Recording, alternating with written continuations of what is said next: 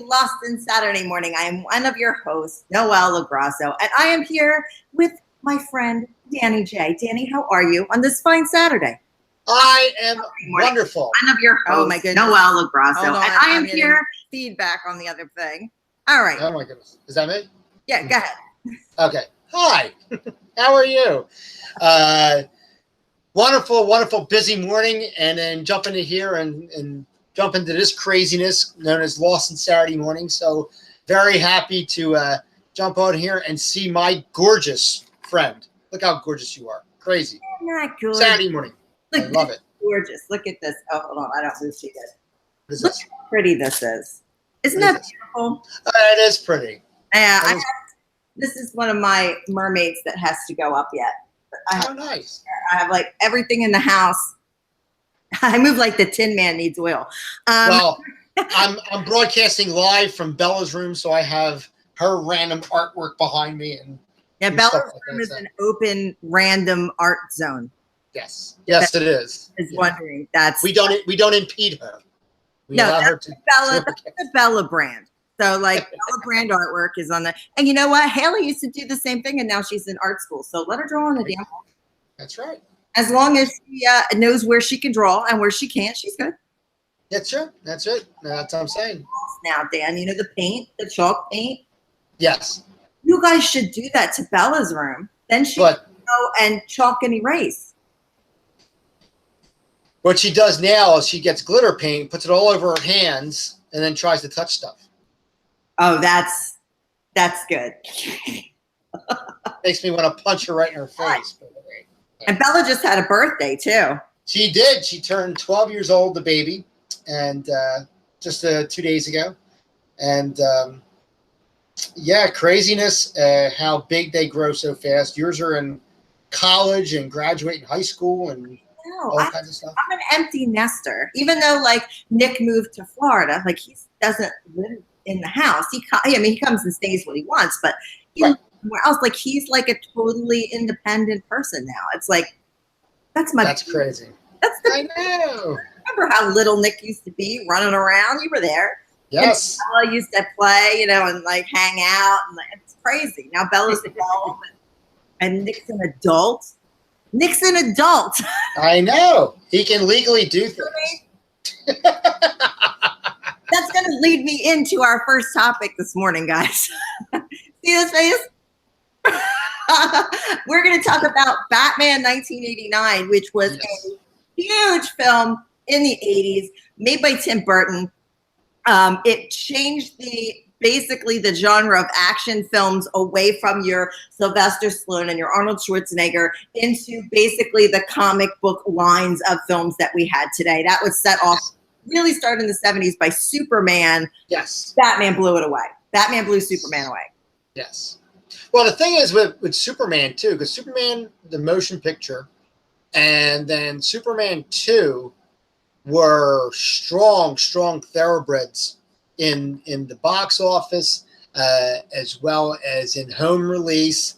Because remember, it was VHS back then, and even to this day, DVD, etc. Because Christopher Reeves really just nailed it with that. And once you got Superman, and then once we got into 3 and 4, that's when the franchise fell off. So understand that we had Superman big screen. We didn't have any other superhero up until that point in the big screen. Okay. right? And as far as Batman was concerned, which was the next evolution, we already did Superman, let's do Batman. You're talking Adam West, 1967, 66, something like that. So, the campiness versus to bring this to the now was like a big feat. And people question that too. Yes. Well, there was controversy all the way from the start because you had the fact that, hey, the only thing we know is Adam West. So how are you going to make this dark? No one was prepared to say, oh, are we going to have a dark Batman? Then their casting choice of Michael Keaton, who by far still to this day, everybody's like, he's the best Batman. This was Mr. Mom. Okay, this is the funny guy from Night Shift. This is a comedian, and he was Batman. Now, keep in mind, rumors have it Bill Murray was up for that role or was considered for that role. There was a lot of people that you wouldn't think of that were in consideration for that Batman role. I mean, Mel Gibson, Costner, Charlie Sheen, Pierce Brosnan, Tom Selleck, of all people. But they had a whole campy Batman version in mind when they originally started putting this together in the early 80s, where they had Robin Williams as the Joker. They had Eddie Murphy was on board. They had people like they were going to put the Riddler in. They had this whole very happy version plotted out that didn't happen. It got that once they got Tim Burton, because they had a lot of directors that possibly and producers that possibly had their hands in it. Yes. Once they got Tim Burton on board, it took a darker tone to the movie, because the movie's tone is actually based off of Alan Moore's The Killing Joke and Frank Miller's Dark Knight Returns, which were graphic novels that were very, very dark plotted. Very dark. I mean, Killing Joke might be one of the darkest comic books. Mm-hmm. And there is. And I mean, he didn't stay true to it, and which was good because it was an introduction. It was the first time we're going into Batman, and The Killing Joke, which is by far one of the more surreal, adaptations of Batman. You're talking about a subject matter that, the first time around, are we prepared to do this, or do we want to lightly introduce him? Because, we're coming from technically a failed Superman franchise. We don't want to fail it right off the bat. You know what I mean? And it was a tough sell, because after they signed Michael Keaton, you guys got to think of the 80s. They got 50,000 protest letters. This means people went, they wrote a letter, they bought a stamp, and they sent it to the studio. This is not like writing a nasty tweet like a fanboy. This is you actually went and spent money, wrote out a letter, went to the post office and said, I hate Michael Keaton. And I mean, this is the infant stage of internet. The most anybody at that time would have had would have possibly been AOL, which predominantly was being viewed through chat rooms, stuff like that. I don't know if in '89 we even had that yet. I'm trying to think, because that might have been like 94, Dan. I really think you're right. No, you're right. You're absolutely right, because it was, you're talking about everything was hard literature. So you had to hear about it on television. You had to hear about it or read about it, I should say, through newspaper or entertainment magazines, that type of thing. So they did a great job of promoting this movie, because what they did was people were skeptical when they did the signing of Keaton, and they were just questioning, like even they questioned Jack Nicholson, because originally they had said Robin Williams was going to play the Joker, and Robin Williams, they really wanted Jack Nicholson. So they reeled him in by saying, oh, Robin Williams is interested in releasing it in the trades. Robin Williams was pissed about that. He turned the Riddler part down that went to Jim Carrey because of that. And he wouldn't record for Warner Brothers Studios until they sent him an apology. That's a true story. It's nice to have that kind of carte blanche and money. It must be great. But I mean, it was Robin Williams. So he was like, fuck yourself. Like he didn't. Now think about this for a second. We finally get past all this hoopla. And I can remember the opening night. I stood in line with friends of mine for over 2 hours for a Batman fucking movie. I mean, this is a movie. It's not a concert. This is not a ride. This is a movie. And I remember we got into the second showing, because the first showing was sold out by the time I got up there.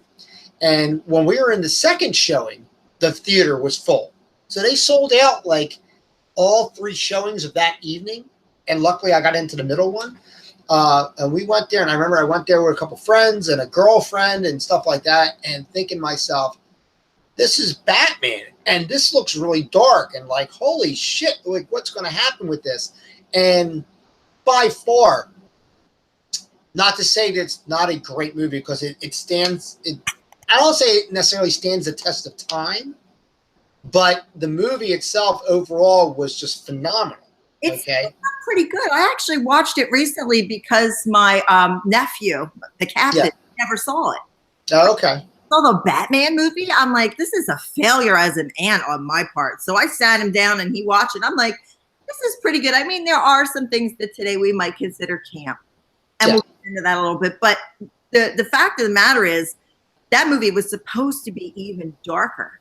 Yes. If you go through, and I sent you the thing last night with the storyboards. Yes. They were supposed to have Robin, and they were going to have trapeze artists in the big Joker parade, and the Joker was going to kill the trapeze artists. They were going to fall and die to their death. Vicky Vale was supposed to die. Right. She was. Now keep in mind, the Batman character. Unlike Marvel characters, DC's lineage goes back so much farther. So these characters are in stone. I mean, they're etched in stone. These origins, these basic storylines, are almost like pop culture, like regular type of scenarios. Everybody knows how Batman became to be Batman, even if you're not a comic book fan. For the most part, I would say probably 7 out of 10 people can tell you how Robin came about. You know what I mean? In general. It's basically, Dan, like our modern day mythology, like was for the Greeks, where they talked about Zeus and Hercules. We talk about Batman and Superman, and the Joker's a mystery to us. And, we have that same kind of thing. I like to think of it as a modern mythology that we basically have. And we were talking about like the release and how they did it. And I cut myself short. They thought that they would release a trailer. They rushed to make a trailer, and they only released it in California far before the film came out in the summer. Right. And the trailer was so good that the people in the theater actually stood up and applauded the trailer of the film, because everyone was skeptical. They're thinking we're going to get like Adam West. You got to right. Exactly. And then they're like, holy shit. And it was an amazing trailer. You can still watch it on YouTube if you go and look for the first trailer. People were buying tickets just to see the trailer. Yeah. And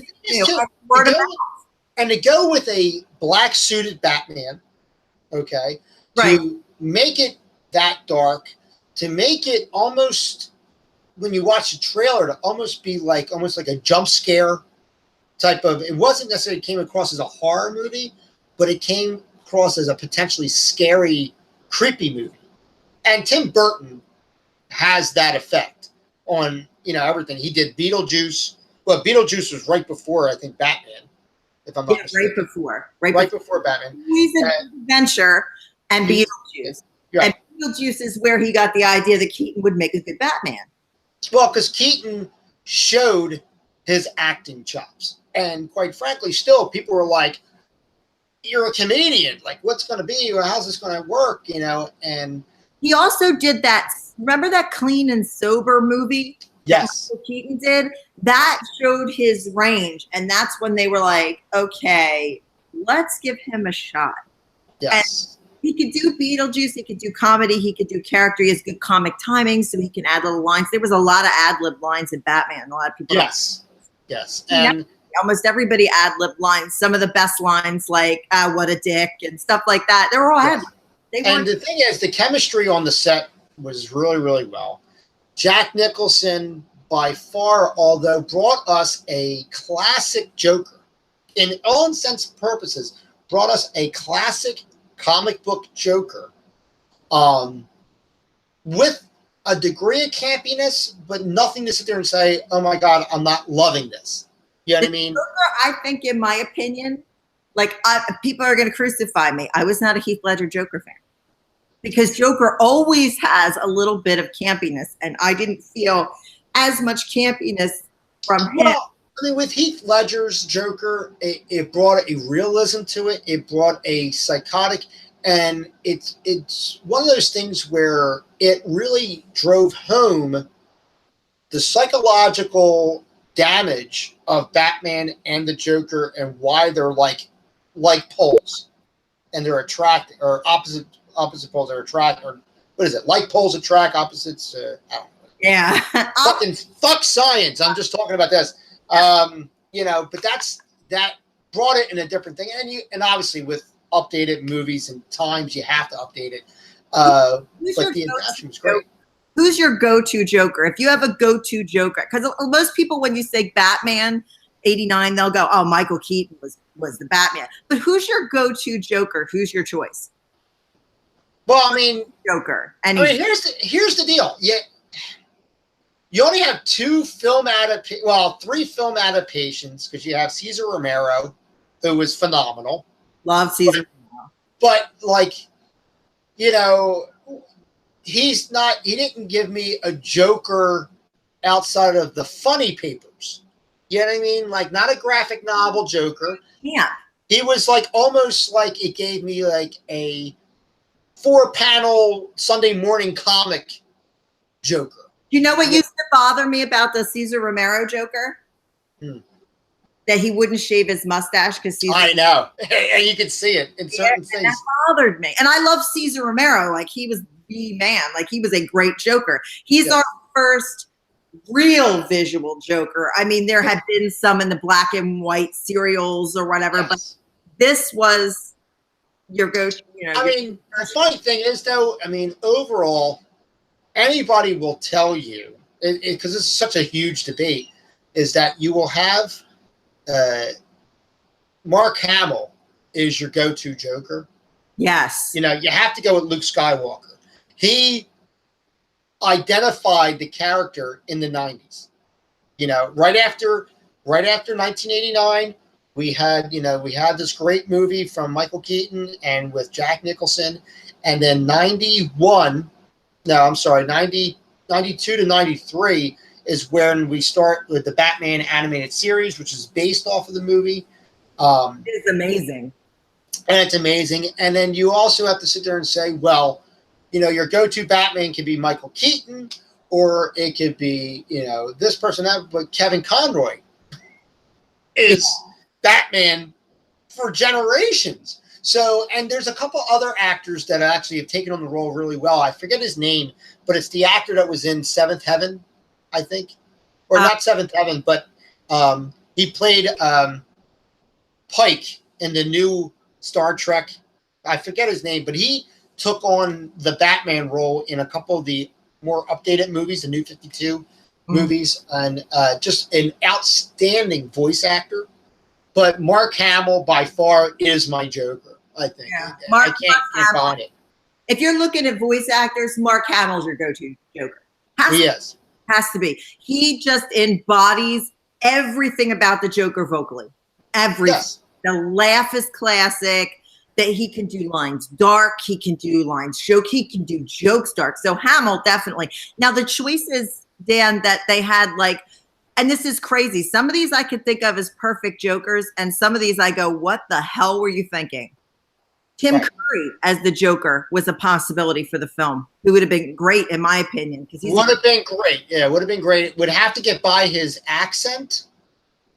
But British, he would have to play it straight because you can't have a British Joker. It doesn't right? And British people, I don't trust them because they tend to be able to change their voice like that.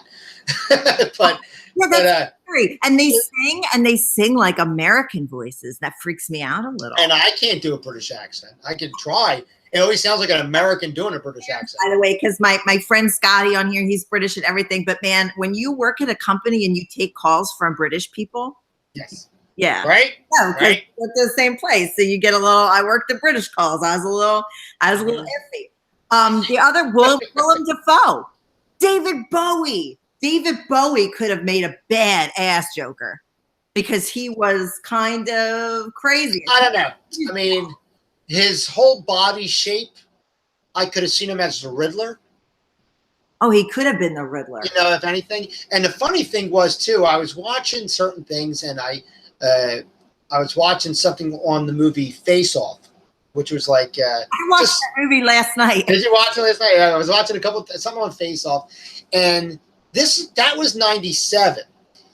Considering it's only about 6-7 years prior, or no, actually you're talking 89, so it was about 8 years prior, 9 years prior. The John Travolta in my opinion, could have made a decent Batman. And it's hard to say, could he? But when you look at him, yes. Oh, look at that. John Travolta's line of movies, he has done a lot of range of characters. When you said that to me last night, and I sat here and I thought about it, that's why I ended up watching Face Off, is because I was about you saying that. So I put Face Off on Netflix, and I was like, yeah, I can see this. He can play a psychopath. Here's one I don't get altogether. John Lithgow. No, not at all. Hi, Bella. Bella's in here. Happy birthday, Bella. Happy birthday, Bella. All right, come on. Out of your room. Shut up. Out of your room, Bella. It's a studio. Out of your room, Bella. But no, John Lithgow, no, I can't see it at all. John Lithgow, honestly, could have been any character, including Dr. Hugo Strange. He could have been Scarecrow.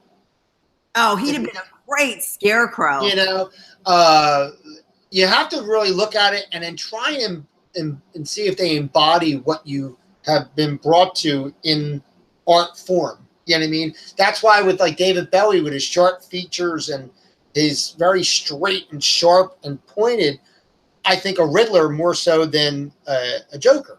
You know what my favorite John Lithgow thing is, and a lot of people haven't seen it, because John Lithgow is an amazing actor. Most people know him from Third Rock from the Sun, but John Lithgow has another unbelievable acting range. Do you remember the Twilight Zone movie in the 80s? Yes. John Lithgow took over William Shatner's part as the man that spotted the thing on the wing of the plane. Right. John Lithgow has been known a lot for comedies and things like that. Here's John Lithgow playing probably what I consider his greatest role that no one talks about, because it was Shatner's, and everybody's like, oh, William Shatner saw the man on the wing of the plane. Yeah. I actually, when I was a kid, experienced my first panic watching John Lithgow panic on that plane. And they were holding him down, and everybody was screaming, and he's trying to shoot out the window of the plane, and he's sweating, and he's wringing his hands because he was already afraid to fly. Was the whole plot to that. John Lithgow's terrified to fly, but he has to take this plane to get home. Right. And there's a terrible storm, and he's on the plane, and he's dripping sweat, and he's wringing his hands, and he's trying to take medication. There's a little kid in front of him with one of those stupid ventriloquist dummies, which scare the shit out of me anyway. Yeah, I had one when I was a kid, and I had one, and it scared me. My mom wouldn't let one in the house. We wanted to get one when we were kids, and my mom said absolutely not, use a hand puppet. She was like, nope.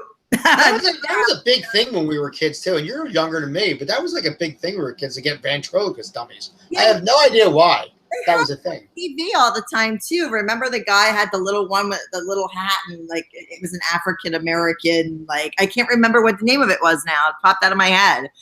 Oh, what was that? I'll think about it later. Yeah. But that was like huge. They were on like TV, and I wanted, well, talk like this and like Chuck, you were trying to. Like mouth, my one lip would go up all the time, but yeah, Mom wouldn't allow that. But that was creepy. And then they took him out and straight jacketed him at the end, and the plane was all ripped apart. John Lithgow at his best. So if you guys haven't seen that, go watch the old Twilight Zone movie. A lot of stars in that. Dan Aykroyd's in that. Yes. A lot of stars in that. That movie kind of doesn't get the props it should get because.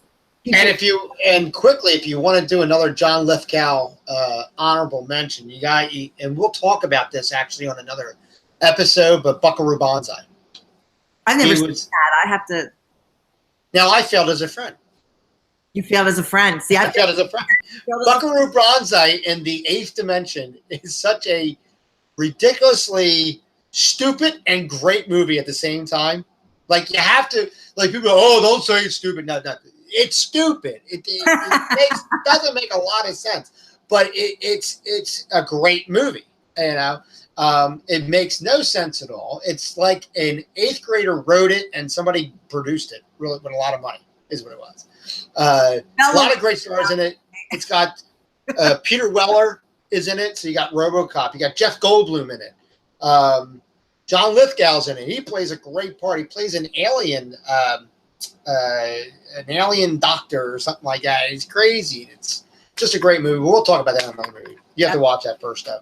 But now, when we discussing Batman, the one thing that came to mind for me was in watching it, and you watch it, and you have this satisfying movie, and Danny Elfman, who was the lead singer of Oingo Boingo, It's a Dead Man Party, you know. Yeah. He did the score for that, and what a fantastic score! It just makes Batman so like ta-da, like very Warner Brothers. One of my very Warner Brothers songs is Danny Elfman's song that the Joker danced to, the Death Waltz, where he dances. Okay, yes. That's actually one of my favorite songs. Like not even in movies. One of my favorite songs. I used to love to drive the car with that on. That's crazy. Yeah. Well, I'm not. That's why they took my license. Exactly. See, somebody thought so. You know, but the thing that they did was, which was kind of, I want to say kind of unique in a sense, and I don't know if they did this because, hey, we don't know if it's going to work or not, or whatever the case is, but the only other part of the soundtrack besides a musical score was Prince. And, you know, Prince did the rest of the music for the movie. A lot of memorable songs, especially if you saw Batman, and classic Prince stuff. I mean, nothing over the top great, nothing bad at all, because Prince was a phenomenal musician. I have to argue with you. Another one on my list is a favorite song that I actually used as entrance music, Party Man. Yeah. That's a great song. It is. Perfect. It really is.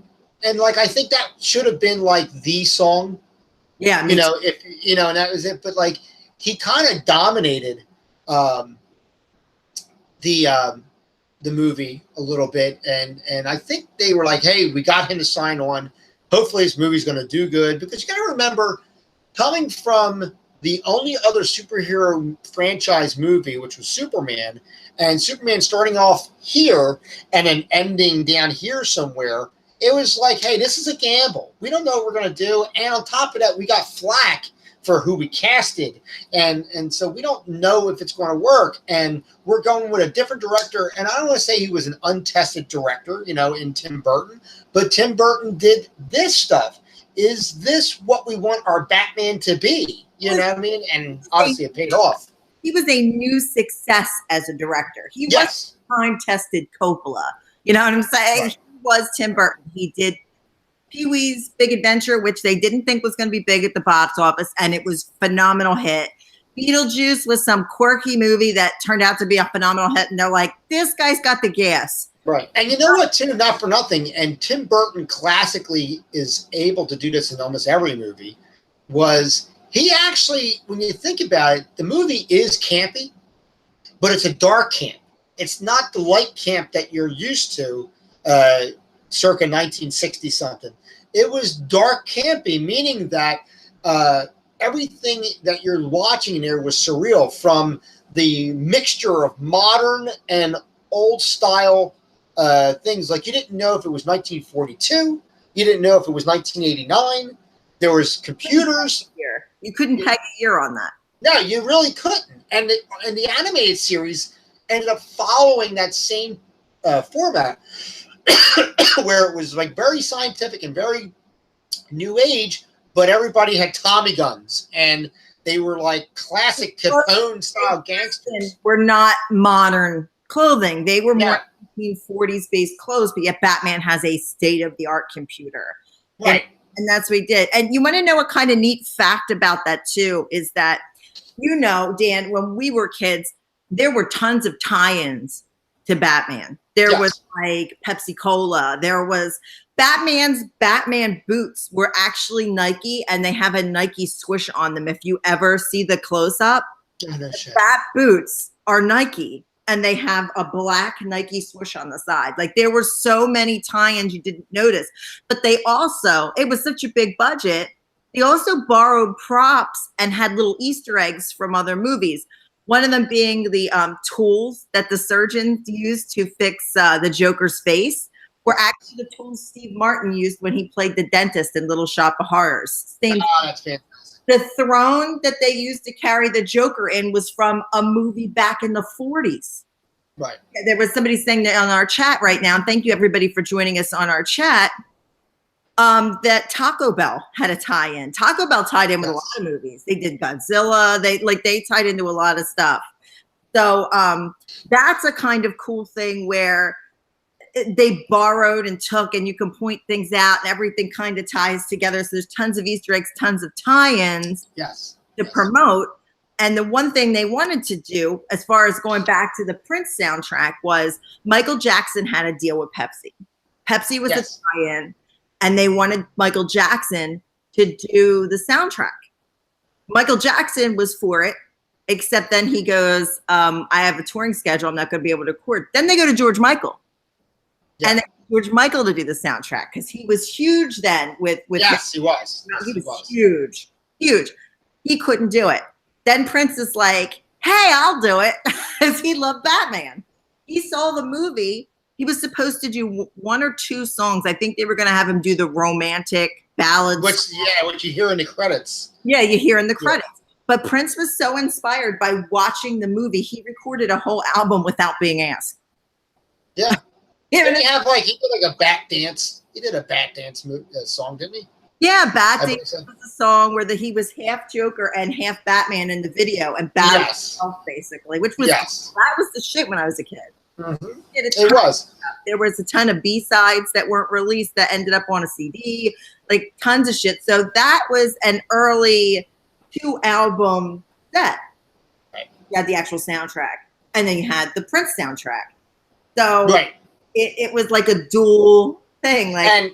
And it was just so amazing because we finally, the thing was, we did get camp, but we got ourselves a scary Batman. It was like what they ended up nailing was what we thought we were not going to get.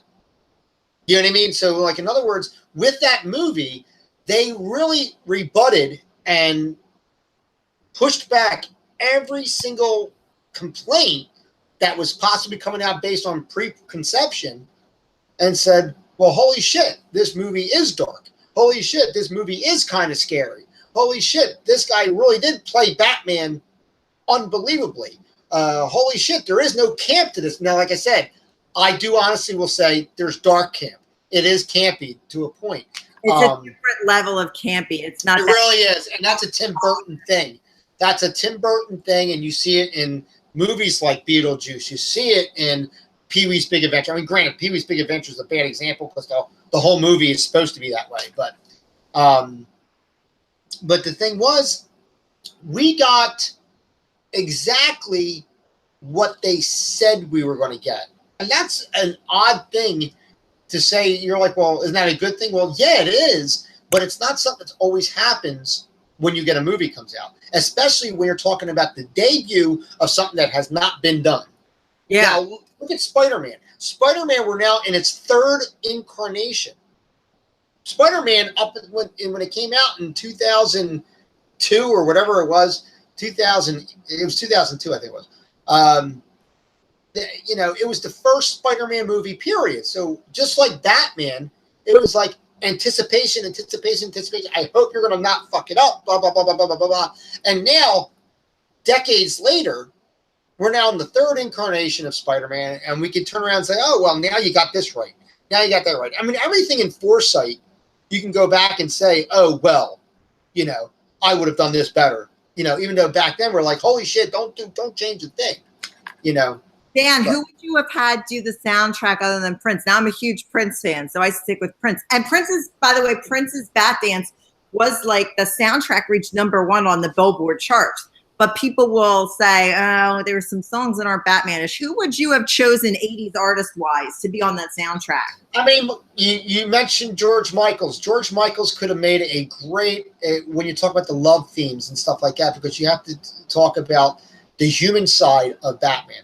Bruce Wayne, especially as it pertains to Vicky Vale. Careless Whisper-esque song for him and Vicky Vale would have been awesome in that movie. Right, exactly. But I think you couldn't have gone with one artist. I think having a couple artists on there would have made things. You gotta remember, when I got the Ghostbusters soundtrack, right, there was like 12 different artists or 10 different artists on that thing, including Steve Miller, including Ray Parker Jr., including like all these different other artists. So, and Michael Cimbello, I think was even, I don't even remember, but like, you don't need to have it isolated to one person. I think you could have had a number of different people on there.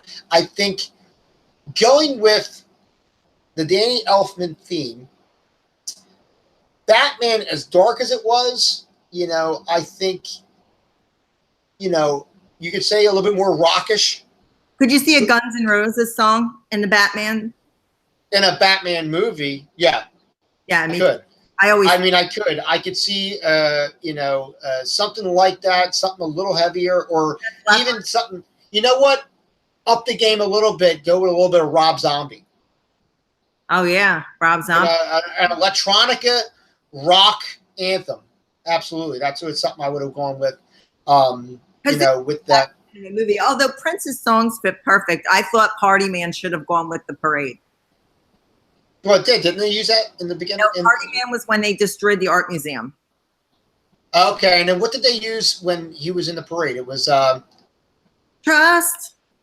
Yeah, that's true. Yeah, which it worked. I mean, it did work. Don't get me wrong, it did work. Like Money and like that, but it was almost like, it always reminded me of that song, Glamour Boys.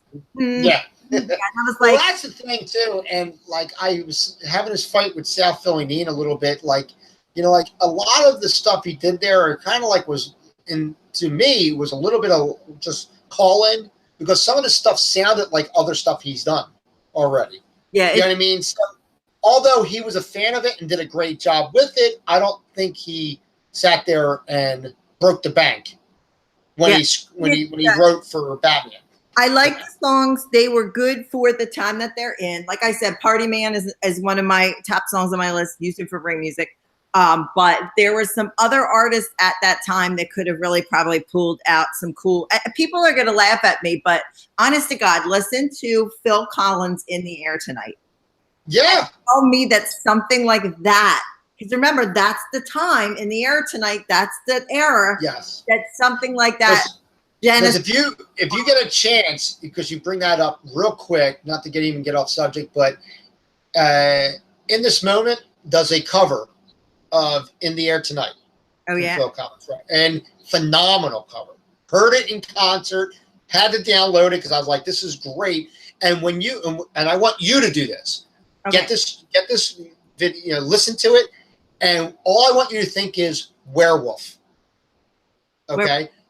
You listen to the movie, you listen to their version of the song, and listen to and think werewolf scene. It's like third act.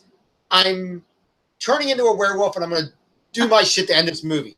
And that's what you want to do. And that's the way a lot of times I write my movies. I hear something, and a lot of times I'll write stuff backwards. I'll write the ending to the beginning rather than the beginning to the end, because I need to know where I'm going with this, so and how I got there, versus if I start at the beginning, I'm like, well, where the fuck am I going with this shit? And that's like always been my writing style. I write backwards instead of forward. Not in a dyslexic style, but more so in like a thought pattern style. I find it easier. Dyslexic, because we talked about this last night too. Tim Burton never read a comic book until he read The Killing Joke. And him and Kevin Smith got into it about that, because he had made a comment about, Kevin Smith said, oh, he stole this from my comic book. And Tim Burton goes, I don't read comic books. And he's like, oh, right. I saw Batman, I understand. And it was because he's dyslexic and he couldn't keep the numbers and the stories in order. So he only read graphic novel when handed to him. Right. And it's so funny that Kevin Smith had to go, oh shit, dude, I'm sorry. I didn't realize that. No, he was like, oh my God. And the funny thing is too, if you get a chance too, and it kind of ties in, you gotta watch, and you can see it online a lot, The Death of Superman Lives, which talks about what would have been the comeback movie for Superman. And based on the success of Batman and Batman Returns, they wanted Tim Burton to do a Superman movie in a similar fashion. And, eventually he started it and stuff like that. And eventually you see in the show how creative differences and stuff like that. And they said, all right, I'm out of this. I'm done. I'm wiping my hands of it. and Tim Burton left the project. But you're like, holy shit, what we missed, because a Tim Burton-esque Superman and then tied into Batman later would have been so phenomenal. We needed that because I don't think that they've yet to succeed in making a Superman since Christopher Reeve that we'll all buy into. I don't think they do. They don't do a good suit. They think that they change the suit too much because they go, oh, well, that's this and that's that. But that suit is so iconic. And Batman's suit has changed a lot. You saw the Superman suit change with the death of Superman series in the comics, where he had the silver and he had the black, and then there was different Supermen, and there were all these things like, who's the real Superman? That's the only time we see that. You know, when you see Superman, when you see the cape, the tights, it's hard to change that. I mean, the new 52's version of Superman, I find it, and I just watched it last night, Death of Superman, the new animated movie. If you have a chance to watch it, it's unbelievable. You know what? I started to watch it last night. I didn't like the animation. Really? Now, that's the same animation that they do in Justice League War, that they did for Flashpoint, because it's actually along in a series of those particular animated movies. And I watched it, and I read the graphic novel when I was in college. When it first came out, my dad got me it. But it wasn't in graphic novel format. I got it in a pack where it was like the entire series. And I just had to go from one book to the next. A couple, but over yonder, there, see the gun show? Over there, I have the Death of Superman. Well, you saw, you got probably have better guns than I do. Yeah, I don't know. You might have better guns than me. I walk with my arms though, so I'm kind of like, and I'm tan right now. I'm like jet. Now I have. You saw my crate of comics, comics, because I have them separated into my comics and my graphic novels. They're separate. They don't mingle. They stay separate. I have the actual original prints of Death of Superman in there, which because I love it and I have all that stuff. But that we're definitely gonna have to cover a Superman movie show. But I want to get to our gems because I'm coming to the end of my recording day. And so you need a break. You've been recording since how long? My other show, which we'll plug later, I've been recording since 9 o'clock this morning. I got there at about 8 o'clock this morning to set it up and produce that. I ended up doing 4 episodes this morning, and then rushed home to do this one here. And then, meanwhile, I'm promoting the third show, and I'll plug them all later. And Dan's gonna all his show. You're starting to sound like me, Dan. I am starting to sound like you, and I'm like, I don't want to get to that point because no, dude, it's a lot. It's a lot. And let me tell you, for all you do to look as good as you do, God bless you. Well, you know, I started my aqua therapy again because I'm down here in Florida, so it's been working really good, and I've been going out and to do things and whatever. As somebody said to me online, this is kind of funny that like, oh, I should. This is great. People always judge you unless something happens to them they don't know. Somebody was like, you should get off your lazy ass and do rehab. And I'm like, I've probably done more rehab than somebody that's been in a motorcycle crash. Remember, I was in a rehab center twice now. I did all week. I was there. I bought a shirt. 5 days a week, 3 to 4 times a day.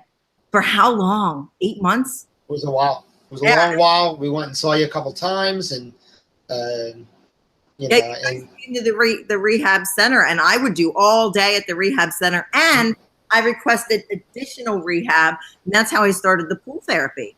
That's right. I remember that. And you were very, very exhausted by the time we got there. Oh yeah, and loaded up on medication. Remember how you were fun. Your wife is on the chat, South Philly mean. She goes, "Who said that? I'll cut a bitch."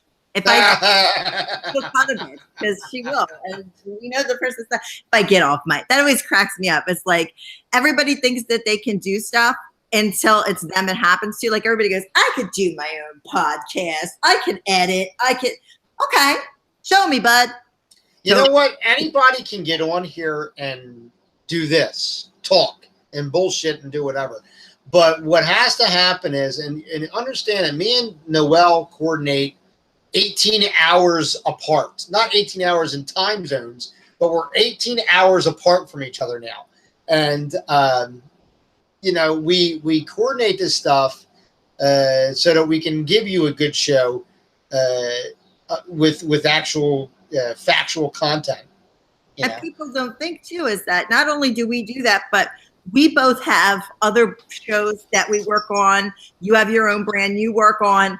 I have this brand I work on, and I work on Russo's brand. And, we both have kids, and I do the rehab. You do the day job thing. We have family. But we sit here and we put these together, and it's a lot harder than people think and doing graphics. It really is. It really, really is. My birthday girl is checking in again. Is that the Joker? Oh, no. Yeah, you would think it. Oh, my God. You guys are goofs. I can't. Yes. I hear you, Becky. I hear you. Okay, very good. What a nutball. So what? My wife will be like, stop filling in. Will be like, don't push my baby. Yeah, she's going to yell in the thing. So, she might be watching. She is watching. She's on the chat. She is watching. I'm on the chat right now. Oh, no, she's about to get in trouble. She said she better stop. So let's get to our Lost Gems, because I'm excited about Lost Gems, because I think this week I got one you don't know about. And that's Would you like to go first, since it's ladies first? Ladies first. Yes, I'd like to go first. My Lost Gem is so banging, and I don't even know if people remember it, and it was epic, okay? Guys, there was a show, and it only lasted a few months in 1991 called Pro Stars. Yes. Pro Stars. Do you remember? It had what's his face? Wayne Gretzky. It had who was the basketball guy? Wasn't Michael Jordan? Was it Michael Jordan? It was Michael Jordan. And then there was somebody from football, right? Bo Jackson. There you go. Yeah. So Wayne Gretzky, Bo Jackson. This is why we do this show. This is terrible. Why we do this show. This originally aired on ESPN, believe it or not. Did it really? Okay. It did. The show centers around Michael Jordan, Bo Jackson, Wayne Gretzky. They fight crime. They help children, and they protect the environment. They do. So you can see why this show lasted about 3 months. 4 months. They had live action sequences that, of course, Michael Jordan was in for like 5 seconds because he was such a huge star. So he would get like a one-liner. But Wayne Gretzky and Bo Jackson had like these live action segments that mixed with the cartoon. Yes. But a la the rock and wrestling cartoon, which we will do an entire episode on coming up, rock and wrestling cartoon, you would get tiny segments with the stars, but then the cartoon was voiced by different people because Wayne Gretzky not going to sit in the sound booth during hockey season and do voiceovers. So they were voiced by different people, and kids would call them for help. The theme song was We Are Pro Stars, which was homage to We Will Rock You, which was a huge sports anthem in the 80s and 90s. Yes. So it's a little bit like, it's a complicated plot because they did a lot of things. They had different bad guys, so it wasn't the same bad guy every time. They had a Dr. Loeb who was an evil robot-y thing. I don't know. It was a lot of the little boy in the islands that like he was in the South Seas, and the short John Silver was trying to steal their treasure instead of long John Silver. Like, it's ridiculous. But it lasted for a little while. It got about 13 episodes, and it was pretty much planned to be short run with the 13 episodes. Yeah. But and you know what? I'll tell you, and it's something to look into. But right around that time, probably about a year or two prior to that, was Mutant League. If you remember Mutant League. Yeah. Mutant League was where something happened, and a meteor hits the Earth, and it caused everybody to mutate. And so there's all these mutants in the world. And by mutants, not like X-Men mutants. I'm talking like, I got 6 eye type mutants type of shit. And they did athletic things. There was like teams that were set up. It almost goes back like Laugh Olympics, like we were talking about, but this was a serious show. And it was a serious like action show, but they were in the mutant league. So they played multiple sports like rugby and hockey and lacrosse and like all this other stuff. And it was very popular. So I wouldn't be surprised if to cash in on the cash cow of these monumental like stars that were now getting endorsements like to know tomorrow to say, hey, you know, kids like sports, let's adhere to that and go from there. You know what I mean? Working now. And the funny little inside thing is the guy that voiced Michael Jordan on the show is Dorian Harewood, who was in Roots. He was in Roots: The Next Generation. He played Alex Haley's father. Oh, wow. Full Metal Jacket. He was Jesse Owens in the Jesse Owens Story. So he had like all of these things. He had awards. He was all of these things, but he became a voice actor, and he did in the Batman. He was Martian Manhunter. He was in Batman Beyond. He did the Godzilla series. He did Darkwing Duck. He did Land Before Time. He did Mortal Kombat. He was Jackson Mortal Kombat. He had just a ton. He was Shredder in the Ninja Turtles, like for the alternative voices when they. What version of Martian Manhunter was he? You remember it's the newer The Batman cartoon? Oh, in The Batman. Okay. Yeah, The Batman cartoon. Right, because the primary one, much like a Kevin Conroy and much like a Mark Hamill, was and I forget his name. He was the Mantis. That live action show, The Mantis, and he was just recently on Supergirl, the TV series. Yeah, this was the Batman series that was on WB, Kids WB. It was I like that one. Series that he was Martian Manhunter on that. Neen says we are truly dorks. I'm gonna go with probably I'm gonna make noise so you can see my face because it pops up. I'm doing this to South Philly Neen. Okay, whatever. Dan, we know things. Dan, give me your gem for the week. I'll give you my gem for the week. It is an awesome gem. It was on ABC Saturday mornings. It lasted one season, and I think it was a short season too, actually. It was called Mighty Orbots. Mighty Orbots was 5 multicolored androids who were relatively 7 foot, 6 foot tall if you compare them to their people. But in the unlikely format, what they would do is they would form together to form Mighty Orbots, who was a big giant robot. So how that happened, you have no fucking idea. And the guy that was with them, he would fly into a ship, and much like Transor Z and some of those other types of like Zingers and stuff like that, he would fly into Mighty Orbot's chest so that he could help pilot them. And they fought across the galaxy. It was in the future, so there was a lot of futuristic stuff, very Buck Rogers-esque as far as what they saw across, because it was aliens. And every time I hear Buck Rogers, I hear that Twiggy voice. Yeah. Your book. I love that book. But the cool thing about this was, one of the best thing about it was the opening sequence. So if you go on YouTube, look up the Mighty Orbots. It's ORBOTS and intro. It had a heavy metal theme, which was kind of like real popular in the 80s. Yeah. And it was just a kick-ass theme. And this was another one, we're getting into another episode next week, I think, with this, where we're talking about an American-style anime, because it was it was done in a Japanese studio. It lasted, like I said, one season, and it's probably one of my favorites. The one kid's voice, and forget me because I'm not in front of it where I can actually look up their names, but the main kid's voice was the voice of Donatello in the original 1980s Teenage Mutant Ninja Turtles. Nice. Who was like a big voice actor back then. But check it out, Mighty Orbots. I actually bought it on DVD when I turned 30 and spent an exorbitant amount of money for it, and half the episodes don't even look right or whatever, but just a great show. Great show.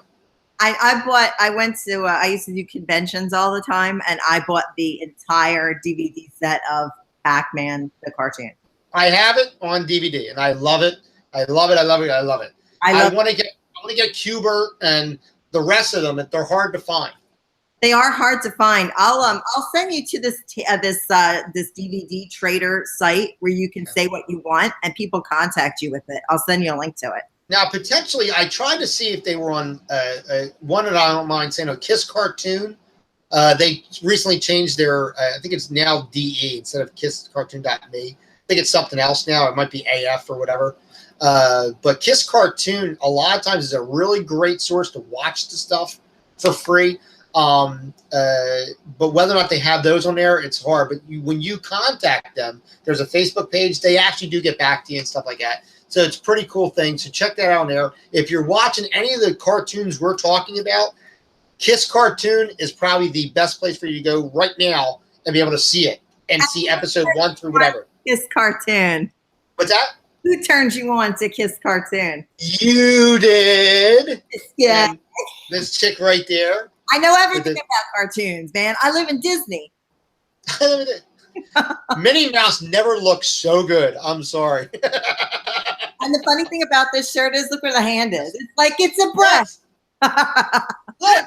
I love this shirt. That's why I bought it. I'm like, it's Her right breast. Gun show. I got lucky at Disney. I come wheeling through, boobs out, head mouse ears on. They're like, look at this fucking screwball. Tell you something. I've seen some shit. Going there just this week when I was going there and it was so crowded. Right. I saw some shit, man. That's crazy. Like, I'm overboard and out of control. People that have ears that light up and they're walking around and then their dress lights up too. That's like, okay, dude. Like, well, we have to like pimp your ride on your wheelchair, so that way we can get that all squared away. You got to get those things where it shoots the laser and it actually makes a picture as you're riding. I have to tell a Disney story because Disney's phenomenal. Okay, number one, I'm huge over at Disney. They fucking love me there. Okay, so I'm at Disney, and I have two favorite rides in the Magic Kingdom. I love Pirates of the Caribbean, but everybody knows I love the Haunted Mansion. Yes. Those are my two favorites. I'll ride them 1,000 times. Well, if you're a little tip is if you're handicapped, they don't like to stop the ride often. So if there isn't a huge queue and you say to them, hey, can I ride more than once? They'll be like, sure, because they can get more people on without stopping than just leaving you on that one cart. Okay. Right. So I picked up that little tip a couple years ago. So B and I go to Magic Kingdom the other night, and I was like, B, do you mind if we ride it more than once? Because like I know all the lines and everything, and I freak people out with that. So we're going through, and we go through the first time, we go through the second time. You know the ball with the head in it, the madam part of the ride. Vito goes, "What's Christine doing here?" Not the story, but he's a jerk. Okay. So we go to get off, and they're like, "Ma'am, we're really sorry. Somebody stole your wheelchair." Get out. Swear to God. Swear to God. Get out. I'm like, oh my God. Well, my chair is different than everybody else's chair because I have a big sticker on the back that says my other ride is a doom buggy. And it has hiking ghosts on it. So my wheelchair is like, oh, I just realized I took that wheelchair to a funeral a few weeks ago. I maybe should have covered the sticker. I didn't think about that. Just popped in there. Anyway, so they take me out one of the Magic Kingdom chairs and they're like, wait here. We think we know who has it, blah, blah, blah, whatever. So I'm sitting there and they were so nice to me and they came over and they're like, we're really sorry. And they gave us some fast passes and right. Yeah. You don't have to give me anything. Like it's, it happens. And what had happened was the people it was so dark in there, they couldn't see the chairs. Right. The lights were so dim. So these people, like the woman helped herself over to the chair and she helped herself to a chair. Yeah. But realized once they saw the doom buggy sticker that, oh shit, they had the wrong chair. So they were searching for security as they were searching for them and they ran into each other. But the banging thing is, because I was apparently inconvenienced, which it was fine. They found it so fast. Right. They bring this card over to me. And I said, we were telling them, this is my favorite ride. This is how you can identify the chair. So this management person comes over and brings me a card that makes me an honorary caretaker of the Haunted Mansion. Ah! it's got, I swear to God, it's the coolest thing. It's got Mickey and Pluto on the front, and they're in the graveyard, and it says honorary caretaker. And when you flip it over, it says, you are an honorary caretaker of the haunted mansion, via blah, blah, blah, whatever. And she's like, yeah, this is like a super special thing. Like, you can't like get these. Right. And she brought it over to me. And I was like, Vito, I'm a big deal at Disney. And, Vito was like, oh, my God, we're never going to. I'm taking pictures and sending it to people. I'm an honorary caretaker. So that was like my big deal of the week is I'm officially an honorary caretaker. So meanwhile, if you go over there and say, all right, move it along, they're going to be like, lady, you're going to have to move it along yourself. I'm going to be like, I don't know if you're aware of this. Oh, Caretaker. I'm waiting for my check. Listen, I get to go in this ride because I'm an honorary caretaker here, and I'm kind of a big deal. So if you want to just like move aside, like I'm saving all the like cool stuff that I get because like people always like, yeah, that's awesome. Cool shit Now, my fridge. That's crazy. That's great. Now, next week, we're going to do a nice special episode. We're going to talk about American-style anime as it pertained to the 80s. A lot of cool stuff. We're going to talk about like Voltron and Tranzor Z and Star Blazers and a lot of stuff like that. I'm covering biblical anime. Okay, you can. Whatever you like, honey. It's all good. Sunday school. Believe it or not, I went to Sunday school. Yeah, and this is what turns out when you go to Sunday school. Yeah, when you go what happens. Send your kids to Sunday school, this is what you get. You get a hot nerd with big breasts. Yeah, that's what happens. Naked mermaids all over her house. All over the place. All over the place. And they married full tough Italian pro wrestlers. So if you're going to get to Sunday school. Oh, and I also went to Catholic school. So I'm also very typical, Yeah, you are. You just wonder what I am. Yes, you are. Yes. All right, Jake, give me your all right, plug, and more plugs. Go to thatwaycoolwrestlingshow.com. You can check out That Way Cool Wrestling Show. We're brand new episodes that are up there right now. We're at season 3. Episodes 9 and 10 are on there now. 2 great episodes. And we have 2 more episodes coming up to finish out the season for season 3, which we'll be recording in a few weeks. Also, brand spanking new show, which actually has a little voiceover from my lovely compadre, Noel, which is DJs After Dark. That also is in podcast format. I just was recording episodes today, which will be released within the next 24 to 48 hours. We're going to do probably once a week. So this way everybody can have something to look forward to, like every Monday morning or what have you, which will be on YouTube and on the different podcast formats. If you follow us here on the Big Vito brand, you notice that they were also on Caster and Apple Podcasts and Google Podcasts, Google Play Music, Radio Blast, all these different ones. We're on the same ones. It's all via anchor.fm. So we will be on 7 different podcast formats with those 2 shows, as well as YouTube as well. If you go on my YouTube channel, which is DJB Productions, it's a silver globe with sunglasses and headphones. Subscribe, check it out. All of season 1 and 2 are on there, with season 3 slowly being uploaded by my good friend Mad Mark Lindsay. And then I'll have DJs After Dark up there very shortly as well. And then, of course, every week, right here on the Big Vito brand, we have Lost in Saturday Mornings with myself, Danny Jay, and the very lovely and dorky. The big nerd with boobs, Noel Harlow. Big dork with boobs, Noel Harlow Labrasso. Here we go. I'm going to make this epic. Let's see if you. I have plugs. It stopped. There it goes. There it goes. My plugs. BigVito.com. All right, I'm done before they flash. I'm done. It's been flashed, yes. Shut off, friends. They're going to flag my video. You can only use 20-some seconds. All right, guys. BigVito.com. Check it out. Updated every 24 hours with our brand new shows. HarlowInc.com. Updated with the same brand new shows. We have new stuff coming out this week. Thug Lives. Thug Lives on Wednesday. We've got Spinning the Wheel of Topics with Devin Sturgis and Big Vito and myself. Big Vito is going to do a Big Vito Speaks Italian with you. That's coming out. he's a little depressed about Barry Gibb losing his hair. So we're going to talk about that. Well, he is anyway. I don't do that show. He's all That's going to be a very solemn, low-end show with dark music in the background. Because Barry Gibb he's not gone, but Barry Gibb is the man.